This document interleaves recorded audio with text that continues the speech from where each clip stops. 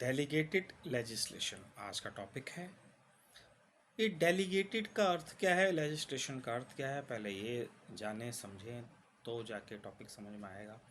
Delegated का अर्थ होता है दिया गया, डेलीगेट किया हुआ, डेलीगेटेड उसके पास है नहीं पर वो चीज़ दी गई है। जैसे किसी व्यक्ति को किसी के बिहाफ पर उसका डेलीगेशन बनाकर भेजा जाता है, यानी प्रधानमंत्री की जगह कोई व्यक्ति गया या किसी ऑफिसर की जगह किसी व्यक्ति को भेजा गया तो उसे कहते हैं डेलीगेट। इसी शब्द से है डेलीगेटेड। डेलीगेटेड यानी प्रदत्त, दिया हुआ, था नहीं, ओरिजिनली उसके पास वो अथॉरिटी नहीं थी। तो डेलीगेटेड लेजिस्लेशन है ऐसा लॉ या रूल जो एक्सिक्यूटिव अथॉरिटी ने बनाए हो या सबऑर्डिनेट बॉडी ने बनाए हो। जैसे कि हम सभी जानते हैं कि लॉ बनाने का कार्य लेजिस्लेशन का है, पार्लियामेंट का है, लेकिन वो ना बना के एक्सिक्यूटिव या सबऑर्डिनेट बॉडी बना रही है। तो पार्लियामेंट और लेजिस्लेशन का काम है नियम बनाना, कानून बनाना, पर ये काम उसे ना देके किसी मिनिस्टर्स को, डिपार्टमेंट को, लोकल बॉडीज़ को दे दी जाती है अथॉरिटी। तो क्या पार्लियामेंट या लेजिस्लेशन या अथॉरिटी औरों को दे सकता है? कोई ज़रूरी नहीं है दे सकता हूँ, ऐसी तो कोई मतलब दे तो सकता है पर कोई ऐसी आवश्यकता नहीं कि देना ही पड़े। पर बहुत सारे ऐसे कारण हो सकते हैं जिनकी वजह से देना पड़े। इसे कहते हैं डेलीगेशन या डेलीगेटेड। अब लेजिस्लेशन क्या है? लेजिस्लेशन होता है नियम बनाना। अब नियम बोलते किसको हैं? नियम बोलते हैं रूल्स को, रेगुलेशंस को, बाई लॉस को, एक्ट को, इन सबको रूल बोलते हैं। यानी ये सब पार्लियामेंट या स्टेट की असेंबली बना सकती है। जैसे एक एग्जांपल है, उत्तर प्रदेश की विधानसभा भी नियम बनाती है और भारत की संसद भी बनाती है। लेकिन संसद यानी सांसद, सांसद से मिलकर बनाए संसद, संसद या विधायक अपने आप में सारी नॉलेज तो रख नहीं सकते, ना ही हर पहलू को जान सकते, और बहुत ज़्यादा टेक्निकलिटी भी होती हैं। रूल बनाने के लिए 3 राउंड के ओपिनियन होते हैं, बातें होती हैं, डिस्कशन होता है, रूल्स को फॉलो किया जाता है, अखबारों में दिया जाता है, फिर उसके ऊपर एक बार फिर दोबारा डिस्कशन होती है। बहुत लंबी प्रोसेस है। इस लंबी प्रोसेस से बचने के लिए यदि छोटे जो नियम हैं वह अथॉरिटीज़ को दे दिए जाते हैं, डिपार्टमेंट को दे दिए जाते हैं, तो इससे टाइम बच जाता है। अब जैसे कि एमसीडी के बहुत सारे नियम हैं जो एमसीडी बना देती है, जैसे कूड़ा नहीं फेंकने है। जैसे अभी रूल ये चल रहा है, दिल्ली में चलने वाला है कि घर से जो सफाई के लिए, साफ़ सफाई के लिए जो गाड़ियाँ आती हैं आपका कूड़ा उठाने के लिए, वो गाड़ी हम चार्ज करेंगे। तो ये नियम जो यहाँ की म्यूनिसिपैलिटी है, एमसीडी है, वो बना दिया, उसने बना दिया।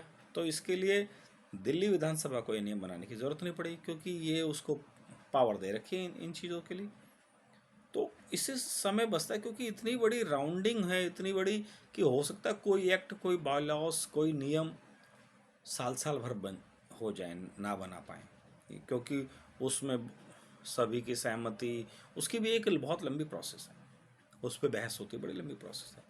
दूसरा, मैंने जैसा कि बताया कि टेक्निकल मैटर्स होते हैं, जैसे कि हॉस्पिटल से रिलेटेड हो गया, लॉ से रिलेटेड हो गया, मेडिकल से रिलेटेड हो गया, और बहुत सारे ऐसे टेक्निकल मैटर्स होते हैं जिसके बारे में उन्हीं अथॉरिटीज़ को दे दिए जाना चाहिए जो इसको जानती हैं, जो ऐसी टेक्निकलिटी इसको जानती है। जैसे कि बार काउंसिल, एडवोकेट्स के संबंध में बार काउंसिल ही अपने सारे नियम को फ्रेम करता है, वही रेगुलेशन सारी करता है, क्योंकि आवश्यक नहीं है, संसद ने एडवोकेट एक्ट्स बना दिया, एक नियम बना दिया, अब उसके तहत उसके ऊपर जो नियम बनाने हैं वो बार काउंसिल ऑफ इंडिया को दे दिया गया कि भाई तुम बताओ बनाओ, क्योंकि इतनी टेक्निकलिटी है कि कहाँ तक वो उस टेक्निकलिटी में जाएगा।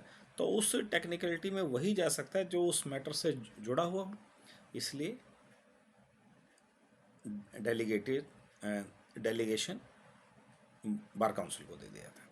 दूसरा, बड़ी फ्लेक्सिबिलिटी होती है ऐसे नियम बनाने, जैसे एमसीडी ने बना दिया, बार काउंसिल ने बना दिया, जब मर्जी बना दिया। यदि उसको लगता है कुछ अमेंडमेंट होने की ज़रूरत है, अगले दिन एक अमेंडमेंट ऑर्डर निकाल दिया, उसमें या स्क्रैप करने की ज़रूरत है या और कुछ उसमें क्लॉज जोड़ने की ज़रूरत है, तो ईजी जुड़ जाता है, ईजी बन जाता है। बहुत ज़्यादा उस पर बहस करने की ज़रूरत नहीं है, क्योंकि अगर जो पार्लियामेंट में रखा जाएगा या विधानसभा में रखा तो बड़ी लंबी प्रोसेस है, 3-3 महीने भी हो सकता है। यदि कोई नियम ना बने तो गवर्नमेंट भी चली जाए, ऐसा भी हो सकता है।